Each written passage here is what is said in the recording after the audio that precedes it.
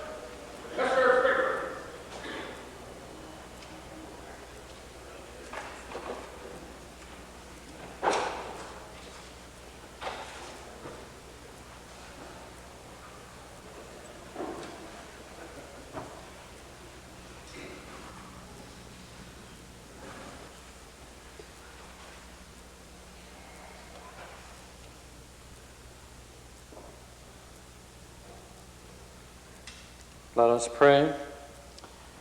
We, thine unworthy servants, here gathered together in thy name, do humbly beseech thee to send down thy heavenly wisdom from above, to direct and guide us in all our considerations.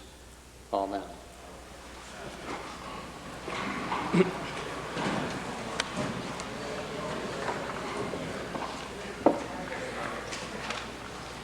Introduction of visitors. Minister of Labor.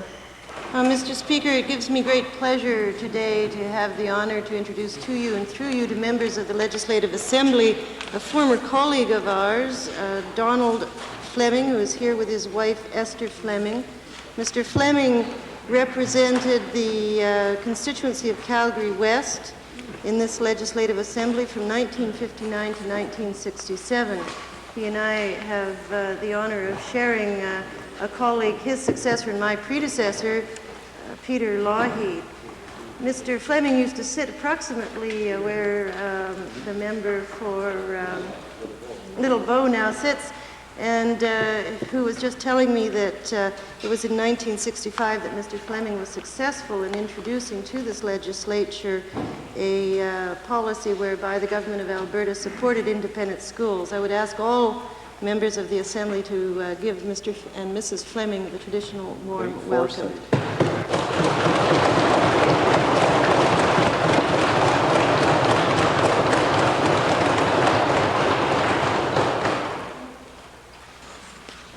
Presenting petitions. Reading and receiving petitions.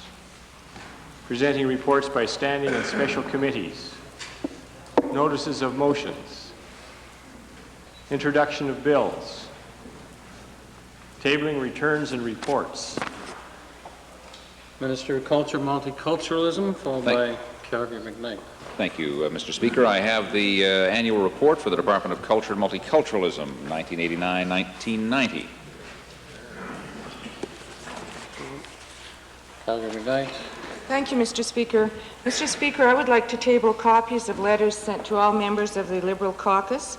The letter raises the issue of reasonable timelines for groups to respond to proposed amendments, and I am tabling copies with the page. Thank you.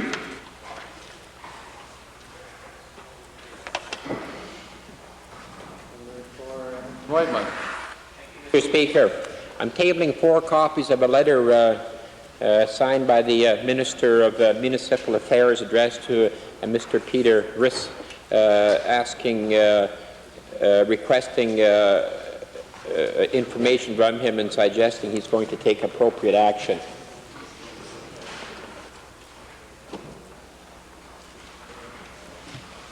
Introduction of special guests. Edmonton Beverly. Mr. Speaker, a pleasure for me this afternoon to introduce to you and to members of the Assembly 50 rambunctious and enjoyable young students from the Kirkness Elementary School in Edmonton, Beverly. They are joined by their teachers, Miss Gildart, Mrs. Johnson, and by parents, Mrs. Loden, Mrs. Coran, Mrs. Richardson, Mrs. Wells, Mrs. Warren, and Mrs. LaRue. They're seated in the public gallery. I'd ask them to rise now and receive the welcome of the Assembly.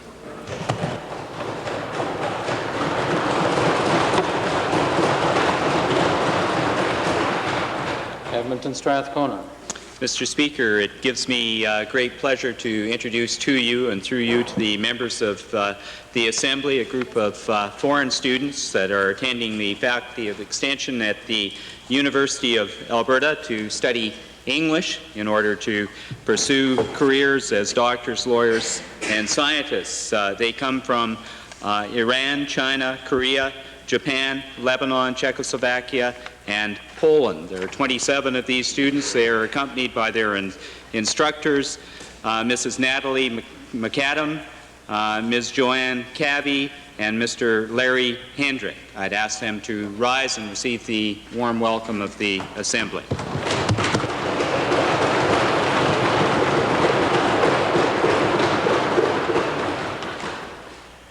One additional item, honorable members. Someone deserves to have a special medal struck for long service.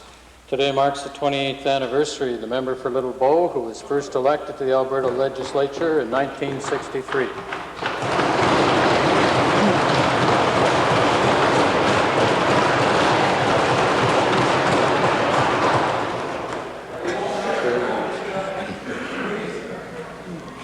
Ministerial statements.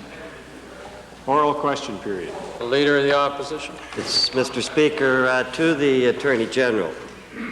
Mr. Speaker, we have seen enough of this secretive and closed government to know that it has very little ideas, if any, about what behavior is ethical and what is not. We have just learned that both the Minister of Education and the Minister of Energy possess two bank accounts to deal with political contributions. One public account for party contributions, and one private account for the minister's own personal use. Now, Mr. Speaker, people could jump to conclusions and think it has to do with leadership, but I wouldn't do that, of course, Mr. Speaker. Mr. Speaker, the problem should be obvious, though, because no information is provided about these secret bank accounts. We don't know who is giving these gifts to the ministers, how much they're giving, and what is being used for, Mr. Speaker. My question to the Attorney General, given that we cannot know who's donating to these secret bank accounts, will the Attorney General agree to investigate this practice to absolutely ensure that there are no special favors being returned by these ministers to their secret donors? Mr. Speaker, I'm not aware of the bank accounts that the Honourable Leader is bringing up, but the Election Finances Act, Disclosure Act, covers any financial contribution that an elected member receives as it relates to his party or his election account. If somebody else maintains another bank account for whatever reason, I have a number of bank accounts, none that relate to politics, but I think that's their business. If the honourable member would like to provide me with the information that he has, I can see what they relate to. Well, Mr. Speaker, I don't think, in fairness to the ministers, they haven't denied it. I saw it on television. I'm sure the minister can see it too, Mr. Speaker. Right. The point the minister brings out is a valid one. There is an Election Disclosures Act. It's there for a reason, so we know what's going on and who's donating, Mr. Speaker. And this looks very suspiciously like an attempt to get around this Disclosure Act, Mr. Speaker. And again, want to ask the Attorney General, because these donations are not publicly disclosed or tax receipted, will the Attorney General explain how we know that this money isn't being used for either party or re-election purposes? Does he think we should just take the minister's word for it? Speaker, I would expect you to take the minister's word for it, because I think they're both, in this instance, honourable people. But the Chief Electoral Officer has a record of money received and money expended as it relates to being elected. Again, I don't know what these bank accounts relate to, but a number of us, including the honourable member, may have a bank account that he may receive money from other people from that is in there. I'm not aware of that. if he will give me the details, I'll look into it and let him know. Mr. Speaker, that's precisely the point. This is documented that there are these accounts used for the ministers, Mr. Speaker, and there should not be an attempt to get outside the Election Disclosure Act, Mr. Speaker. And I guess I want to ask the Attorney General more definitively then.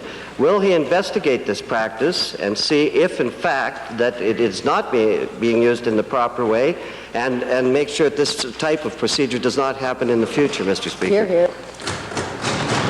Mr. Speaker, I will discuss the matter with the two ministers involved, but if a person has a bank account that relates to political activity other than for getting elected, such as a nomination account, and I presume that a number of politicians, as they're readying themselves for the next election, would be gathering money or getting ready for support to run in a particular nomination. I know some of the members of the Assembly have already conducted nomination meetings and are ready for the next election.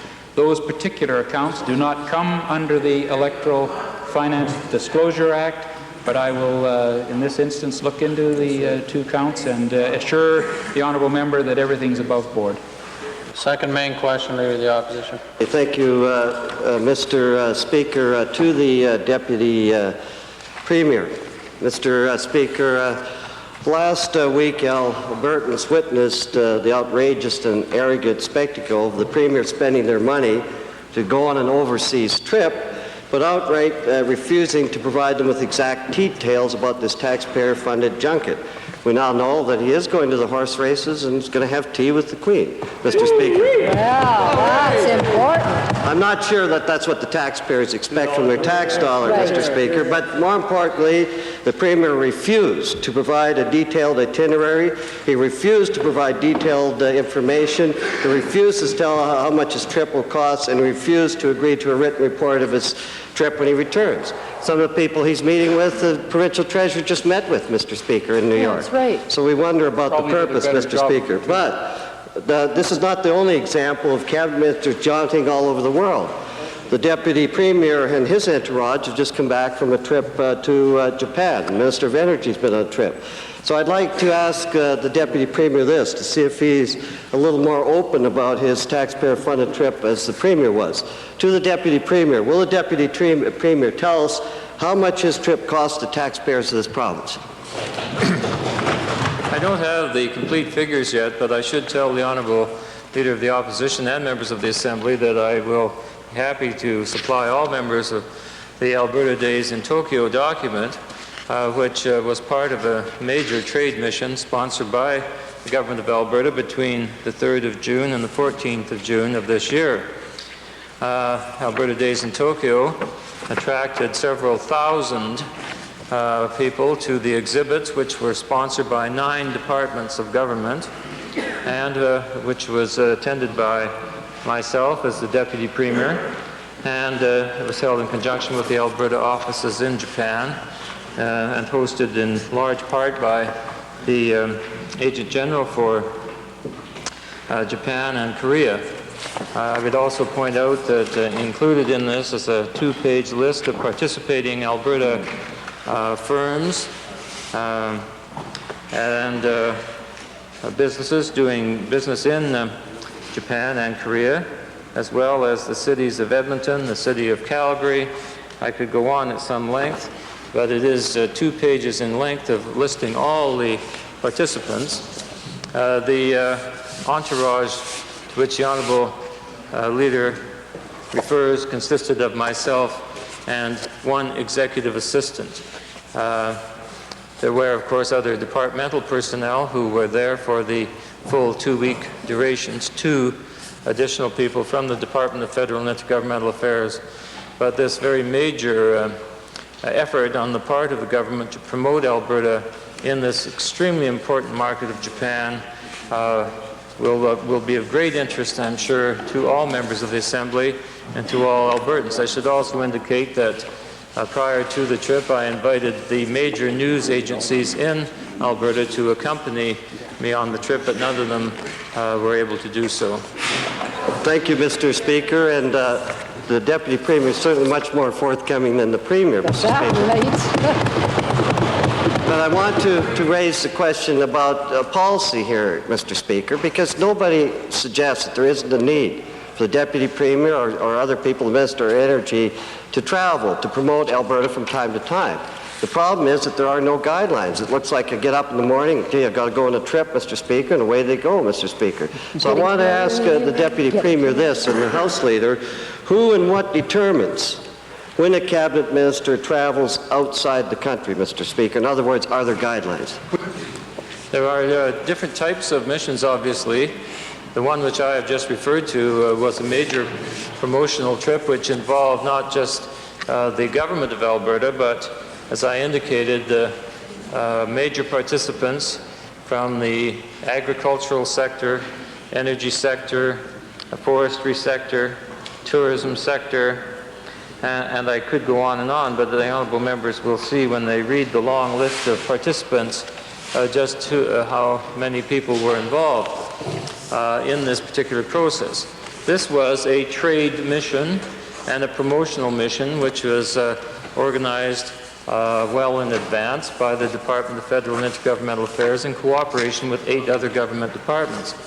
It is quite a different thing than a mission which is led by the head of the government, in this case the Premier, who has embarked upon an effort to promote Alberta in a different way. It does not include private sector individuals as part of the trip, and I point out that the previous Premier led a major trade delegation consisting of some 30 or 40 companies, and when he did that, he listed all those companies that participated with him, made the full itinerary available.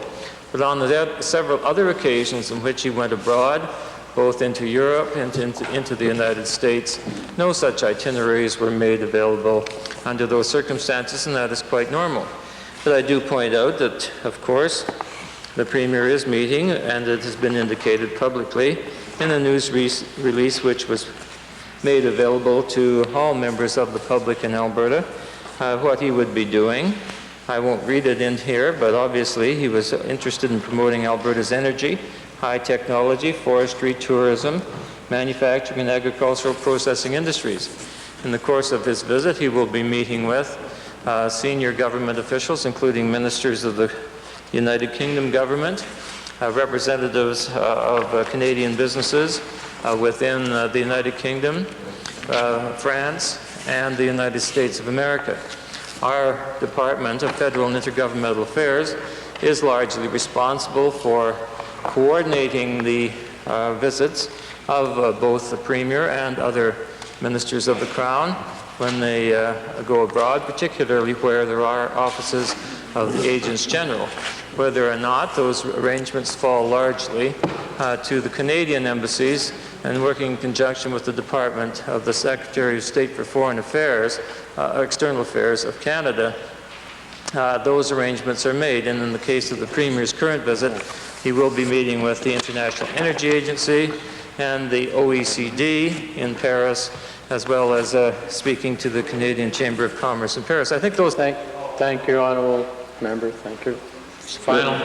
Mr. Speaker, to the Deputy Premier, I mean, all these things should have been laid out in an itinerary. That's what we said ahead of time. There should be guidelines, and we should know how much it's costing, and we should know what you hope to accomplish. You can give a bunch of generalities like that. It means nothing to the taxpayers of Alberta, Mr. Speaker. It doesn't make sense for the Premier, who's the head of the government, to be leaving, setting a meeting, leaving while the legislature's on to spend 2 weeks. He surely could have scheduled this at a different time. That's right. And that's my point, Mr. Speaker. My question to this is simply this, then.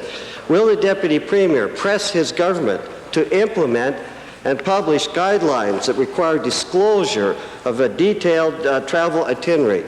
How much the trip will cost, and the production of a written report for every overseas trip so that Albertans can see what they've received for their money, Mr. Speaker. Mr. Speaker, all the expenditures which are undertaken on behalf of the government are indeed part of the budgetary process, part of Executive Council budget, part of the Department of Federal and Intergovernmental Affairs. And I recall, just as an aside, during the course of the estimates of my department, I indicated where I had traveled in my preceding year, of activity, and I indicated in a general way an outline as to what my travels would be as Minister of Federal Intergovernmental Affairs during the course of the ensuing year. That was all part of and questions could have come to me from members of the opposition on those matters, and I'm only too happy to report those costs once they've been finally and absolutely clearly tabulated. I have no problem with that at all. But there is a vast difference between the type of promotion that I just came back from Japan and with other colleagues in the government, and the type of thing where the Premier is meeting with the head of state of this country, Her Majesty the Queen, in an audience, and the honourable members should be well aware of that, and members of the cabinet of the British government and of senior officials with major agencies, as well as people who have interest in investing in Canada and in trading with Canada. Those are all things that every Premier is undertaking. And when the Premier cannot do it, deputy premiers or other ministers do those things. I know, for example, that the deputy premier of Japan, or of Ontario, is going to Japan within the next few days, and I'll be interested to see whether or not an absolutely detailed itinerary of that particular visit, with all the financial institutions named, is made available by the government of Ontario. You know, I don't really expect that would happen, and there are in many cases as well many people who are interested in investing in either provinces or territories in Canada who don't want the information to be made public until they've made a determination as to whether or not their investment will in fact take place. So these are all... Thank you, Honourable Member. Thank you. Edmonton Glengarry. Mr. Speaker, my questions are to the Honourable Deputy Premier as well. Mr. Speaker, I think it's safe to say that the trip now being taken by the Premier of Alberta has become a nightmare for the Premier, and a great embarrassment for the people of Alberta. And as the Leader of the Opposition has, I think, quite correctly noted, this is all because no clear policy exists. Who goes? How do they go? How do they travel? What's the purpose of the travel? All of these things are too fuzzy and need to be tied down. My first question to the Deputy Premier is this. It is my understanding, Mr. Deputy Premier, that the custom for ministers to travel is to travel by business class on airlines. Would the Deputy Premier agree to table with this Assembly the detailed itinerary of the Premier traveling from Europe and in Europe to the United States that will show the exceptional circumstances, if they exist, as to why the Premier would have to use Concorde jet travel at a cost of many thousands of dollars more per person than this business travel? Well, the Honourable Leader of the Liberal Party knows, because he has undertaken missions abroad on behalf of the people of Edmonton when he was Mayor of Edmonton. And he knows what travel arrangements are, and he also knows the fact that if Edmonton is seeking out investment in foreign countries, that they don't necessarily publish the names of all the people to whom he spoke on behalf of the people of Edmonton. Nor would I expect did the Alderman Paul, who accompanied us on this particular visit on behalf of Edmonton, or the chairman of the Edmonton Economic Development Authority, necessarily start telling everybody they saw during the course of their trips, because it happens that there may be competition for that same sort of investment from other cities, and in the case of Alberta, there is competition for that investment and trade with other provinces and other countries in the world. So therefore, some aspects of the visits must of necessity be kept confidential. But with respect to the issue of travel, it is indeed customary for ministers to travel business class, but in the case of the Premier, the head of the government, it has always been the policy of this government that the First Minister should travel first class. That has been quite clear for some time. With regard to the issue of whether or not the Premier will utilize the Concorde in his return visit from Paris to New York, I can advise the Assembly that he has two reservations. One which he expects to take will be a regular flight.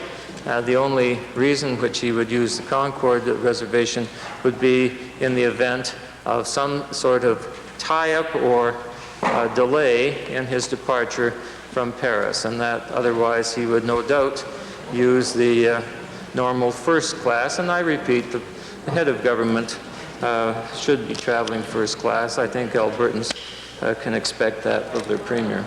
Sir, Don should travel Concorde. Mr. Speaker, I want to say that I appreciate the Deputy Premier's candor in this. It's refreshing to hear this after a week of debating this very issue. Mr. Speaker, I think we came close, but I wonder if the Deputy Premier could tie this down a little more in terms of putting a policy into place. Will the Deputy Premier commit to ensuring that all ministers that travel agree to file a disclosure statement or a reporting statement indicating the actual and complete costs of the trip, who it was that they saw, the purposes of those visits, and the benefits that will likely to accrue to Albertans? Now, we understand, all of us understand, that there are some meetings that can't be disclosed because it's not in the public interest when you're in competition. But I think, Mr. Deputy Premier, you can go a lot further than we've seen the government go to date. Will you agree to that? Well, Mr. Speaker, public accounts disclose the expenditures for travel undertaken by ministers, and they vary considerably from year to year. And in my particular case, it is well known, certainly to the news media and in my constituency, that I have the largest travel expenditure of any minister of the Crown, including the Premier. And of course that is always reported somehow or the other as income to me, and I know the Honourable leader of the Liberal Party would know that when he was travelling on behalf of Edmonton in this capacity as mayor, that to call the expenditure on travel as income was ludicrous. But nonetheless, that aside, I do point out that we do indicate our foreign travel, and we are only too anxious to report to the Assembly the results of that travel. There are times, of course, in the course of that travel when we do not get the results that we are hoping for, both in terms of attracting either investment to Alberta, or increasing trade, or increasing tourism, or increasing the awareness even of Alberta in this very fierce and competitive world in which we live. But I can certainly indicate to the members of the Assembly that it is the intention of this government, the Department of Federal and Intergovernmental Affairs, and the other departments which have an interest in promoting Alberta and Albertans' products and services abroad, to advise the Assembly and Albertans of the successful results of those missions. Mr. Speaker, we didn't get the answer that I hoped. I think it should be noted for the record, Mr. Deputy Premier, that my information is that the Concorde leaves France at 11 o'clock, and the scheduled airline trip that the Premier has booked in lieu thereof leaves at 1 o'clock. So it's an interesting discrepancy for the Deputy Premier to consider. Mr. Speaker, I don't understand why it's so difficult to have a statement of the expenses tabled with this House. The Deputy Premier knows that it takes a year or a year and a half before this process goes through public accounts. Will the Deputy Premier agree and commit to tabling a report which includes a disclosure of the costs for ministerial travel as soon after that trip as is possible, so that we know that we're getting taxpayer value for money? Well, Mr. Speaker, there are accounting procedures which have to be followed, and they are outlined in the Financial Administration Act, and my colleague, the Provincial Treasurer, and his department are diligent in pursuing the strict accounting by ministers for their expenditures, and those are always made available. I don't have any trouble at all in indicating the cost of each of the missions which I have undertaken, nor would I think would that be the case in respect to any of my colleagues, with respect, because it is, after all, public expenditure, and we are accountable to the people of Alberta through our budgets and through the budgetary procedures. But we have procedures which must be followed and which must be verified by the Auditor General as being correct and as being proper. And when that has been done, those figures and facts are made available to this Assembly and to the people of Alberta. And there's no effort being made to keep it a big secret. Everybody knows, as I indicated, what my travel expenditures are each year, and I suffer the consequences of people telling me that I'm going on holidays at public expense, but that, of course, is ludicrous. One works very hard, and if one takes a look at the agenda which I'm giving to the honourable member that I just undertook, and when the Premier returns and one sees the very extensive meetings and activities which he undertook on behalf of Albertans, nobody should have any concern whatsoever that what was undertaken was not at all outside in any way the best interests of the people of Alberta, its farmers, its forestry people, its people in all aspects of this province, to make sure that Alberta continues to be a prosperous place. And it's because of the leadership we have that we are showing that prosperity today, and I make no apologies at all for going out and selling Alberta to the rest of the world. Graham Prairie. Thank you, Mr. Speaker. I would like to extend the questioning on that important topic of Alberta Days in Japan to the Deputy Premier. And I was wondering if he would continue to extend a little more focus on those perhaps the more important issues which would have the greatest impact on Alberta, particularly in some of our future endeavours. Yes, Mr. Speaker, I was one of the key issues which I dealt with in terms of my meetings with representatives of the Japanese government, including members of the Diet and people in the diplomatic corps, and in my meeting with the chief negotiator for Japan in the current round under the General Agreement on Tariffs and Trade, was Alberta's very grave concern that Japan take a much greater role in ensuring the success of the Uruguay round now underway. All members of this Assembly should be acutely aware that the success of the GATT round now underway for the future of Alberta agricultural interests is critical. And the point which I pressed home as many times and as often as I could in my speeches and comments to the groups of which I had an opportunity of meeting with, both in the business world and in government, and, as I said, with the chief negotiator for Japan in the GATT, is how important it is that Japan move from a neutral role to one of more activity to see a successful conclusion of that GATT round. And that, I believe, is very fundamental to the future of Alberta agriculture in particular. Mr. Speaker, I asked my supplementary question to the Minister responsible for Forestry, Lands and Wildlife. Because of the importance that our government has been placing on northern forests and the importance of Japan as one of our major markets for our products of our forests, I was wondering if the Minister would respond with respect to some of the discussions he had.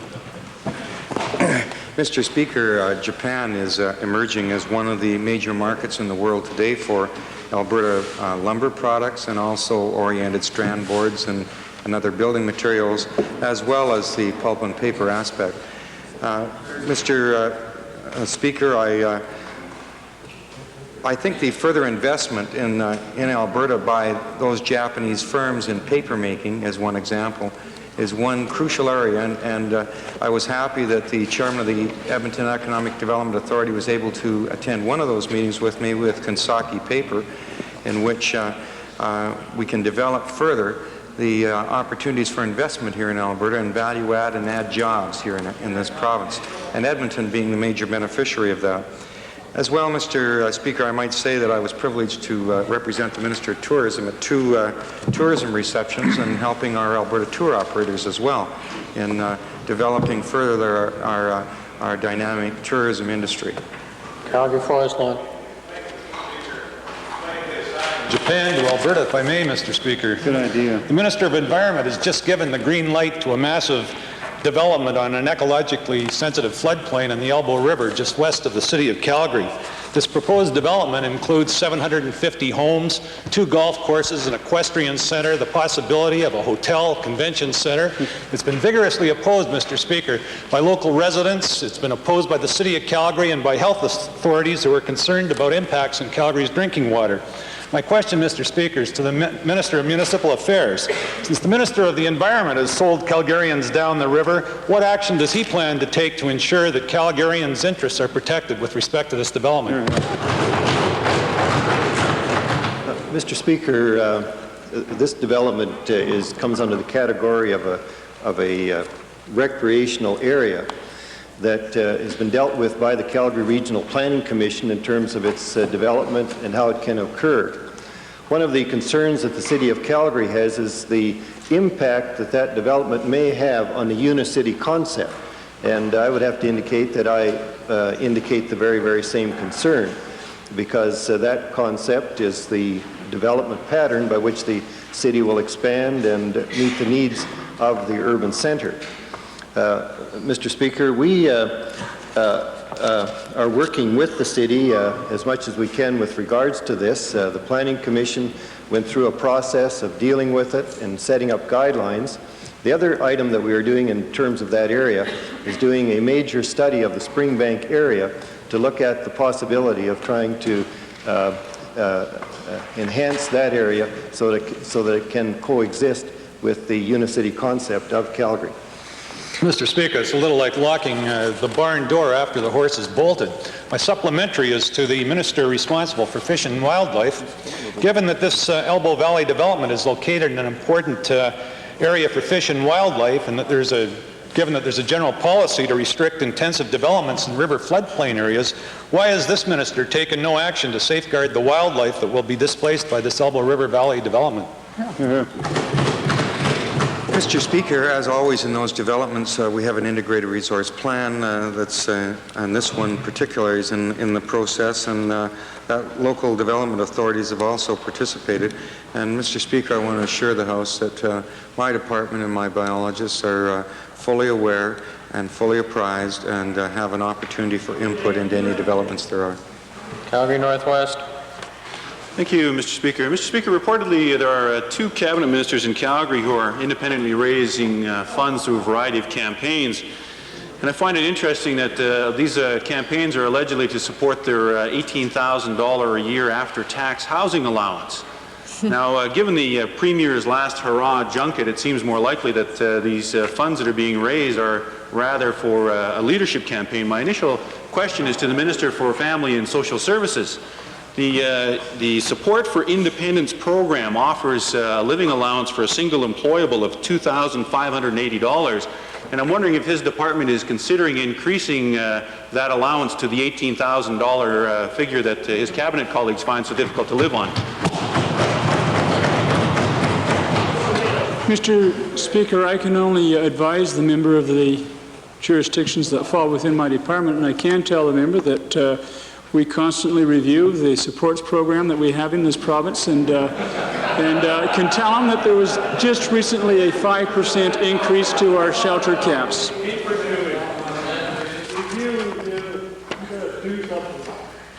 Thank you, Mr. Speaker. My supplementary question is to the Attorney General. Mr. Speaker, we currently have before the House the Conflict of Interests Bill 40, and I'm wondering if the private donations that are being made are not being income tax receipted might fall in contravention of the $200 maximum donation as outlined under Bill 40. Mr. Speaker, I think the member is anticipating debate on the bill, but I don't see that as any relevance. If the honourable member is saying the money is gifts, once this bill would be passed, it would then definitely come under that. But if the honourable members are receiving funds for nominations or whatever political activity other than elections, that's theirs. I have no idea what the allegation on housing is. Cardston. Thank you, Mr. Speaker. My question is to the Minister of Tourism. In the spring of 1992, the Alberta Canada Welcome Centre in West Glacier, Montana is expected to open with the purpose of promoting American tourism interests in Alberta. Can the Minister outline to the members of this Assembly the types of exhibits and activities that are planned for that centre, and can he give us some specifics of the objectives of the centre? Mr. Speaker, the main objective of the Centre is the counseling and information dissemination to possible future U.S. guests. The interpretive portion of it, though, is new and innovative. It covers basically 4 major topical areas. The southern part of the province is going to be highlighted, Zone 1. Major effort will be put in to display the majestic atmosphere of our mountains, the Trail of the Great Bear Trail, highlights of Banff and Jasper and Lake Louise. One of the other themes will be prairies and badlands, which include the dinosaurs and wildlife exhibits. The Royal Trail Museum will be highlighted. A western theme will be included with rodeos and stampedes highlighted, and an urban theme with the urban parks highlighted both in Edmonton and Calgary, and including West Edmonton Mall and items like that. There's some 20-odd exhibits will be part of it. We'll be using high technology and video to excite them to come that extra mile and see our beautiful province of Alberta. Thank you. My supplementary is to the Minister of Public Works, Supply and Services. Inasmuch as the centre is being built in the United States, could the Minister describe for the House the criteria used in awarding the contract for the construction of this centre? Good question. Mr. Speaker, it was awarded via an open public tender, and it was awarded to the low bidder. Okay, member for Edmonton Strathcona. Thank you, Mr. Speaker. My question is to the Honourable Solicitor General. The Minister recently referred Bill 37 to a Health Disciplines Board task force to study the proposed amendments and to consider the implications to the optometry professions. I understand that a report has been prepared, submitted to the Minister and distributed to government MLAs. My question is that given this, when can the rest of the Assembly expect to receive the report? Mr. Speaker, this is a government bill, and while it's being introduced for first reading, if it's a decision to proceed with it, we will in fact distribute the report.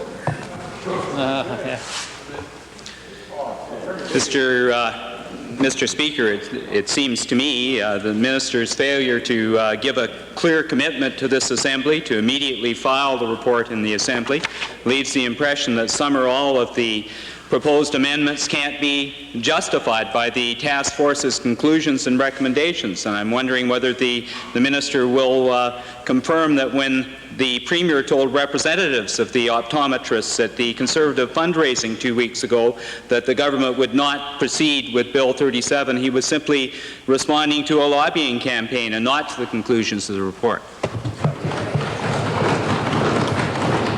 Mr. Premier, if the opposition continue to take all their information from the printed media, I cannot be responsible for the accuracy of it or the inaccuracy of it. I discussed that very matter with the Premier. He indicated that it was reported somewhat differently than his recollection in the conversation. Edmonton Whitemud. Thank you, Mr. Speaker. Recently, the Minister responsible for municipal affairs communicated with Improvement District Councillor in Deadwood, Alberta. The issue was the behavior of the individual when it came to a number of activities that went against this government's policy, such on forestry and such. And in his letter, he suggests taking appropriate action, which some could deem as being intimidating, as being heavy-handed. To the Minister of Municipal Affairs, is the Minister of Municipal Affairs convinced that the only course of action open to him is to interfere in a situation that could possibly be best resolved at the municipal level? Mr. Speaker, I appreciate this question being raised at this time because I think it requires clarification. As the Minister of Municipal Affairs under the Improvement District Act, the Minister of Municipal Affairs is the reeve of the Improvement District. In other words, the Minister does have the authority over the council and is a participant, can be a very active participant in council affairs. In the specific item that's raised with regards to Mr. Rees, on a number of occasions prior to the time that I directed this letter to Mr. Rees on a private and confidential way. That should be noted, Mr. Speaker. I did not write it as a public letter or a letter to the council. It was private and confidential to Mr. Rees so that he would have my feelings with regards to the circumstances. Prior to the time that the letter was directed, my officials in the department and the council itself raised a number of concerns with regards to conflict of interest. As Mr. Rees is named in a court action against the province concerning the operation of the Diashawa plant in that respective improvement district. What I wanted to do as the reeve or a participant of that council was to alert Mr. Rees of the concern with regards to a conflict of interest and that it could continue if he voted on some of the matters or made statements with regards to some of the matters. I raised it in the letter in terms of a courtesy and directed it directly to him saying, these are the concerns that I have. I would appreciate your response. That response, I understand, has arrived, and at this point in time we haven't had a chance to review it and assess it accordingly. Mr. Speaker, in all respect to the Minister of Municipal Affairs, let me remind the Minister that he stood up in this House very recently when I raised the question of a contribution by the County of Strathcona to the Tory coffers, and he stated it was not his right to become involved in an issue that could be resolved at the municipal level. Again, we have a similar situation, but an issue of a different nature. Is the Minister prepared to withdraw himself from this matter and allow it to be resolved at the municipal level where it should be resolved? Hear, hear. Mr. Speaker, we have to understand that when we talk about the circumstances of Strathcona as a municipal district and the improvement district number 22, we have two different legal circumstances. Under the Municipal Government Act, the county or the municipality is an independent entity as such and is guided by that respective legislation. Under the improvement district legislation, the minister is part of the council and part of the decision-making process. I have made it very clear, and the government's made it very clear, that we do not want to intervene or interfere with regards to that process, and in the major part of the discussions that go on and the decisions that are made and the advice that's given to myself as minister with regards to signing certain legal documents, I accept the council's opinion and enact that into legislation, either through ministerial order or other respective actions. In circumstances where I feel as the reeve, in that sense, part of the council, and I should alert the council or a councillor to some activity which may be conflict of interest, or it does vary from the norm in terms of councillor activities, then I would give my advice in the most proper and mature way that I can. In this instance, Mr. Speaker, I've done just that. O'Malley. Mr. Speaker, my question is to the Minister of Energy. Bow Valley residents, as well as a lot of other Albertans, are very concerned about the recent increases in the cost of electric power. And now both major utility companies have applied to the Public Utilities Board for another increase. I'm asking the Minister, is there a way of justifying these tremendous increases? Mr. Speaker, the Public Utilities Board will be hearing over the course of the year representations made from the major utilities to increase their rates. And when they make those applications for increased rates, they have take into account a number of issues. The board must take into account a number of issues. Increased operating costs, rate design, and inflation, and in fact the termination of the income tax rebate that was brought in this year. Mr. Speaker, there have been interim rates assigned to both Alberta Power and TransAlta, and they're both in the area of about 7%. In the course of the hearing process and in direct response to the member for Bow Valley's question, interveners may make their case that the rate increases proposed or requested are too high. And if they are successful in convincing the Public Utilities Board of just that, then the rates will be modified to a just and reasonable level. In that there has been interim rates assigned, if those interim rates are higher than the ultimate award by the Public Utilities Board, then those utility companies will have to rebate the difference back to the consumer. I should point out, Mr. Speaker, that it is well within the area of possibility for any intervener to question the rate design, the costs, inflation adjustment figures being used by the utilities. And in fact, Mr. Speaker, this is how a reasonable utility rate for customers is arrived at.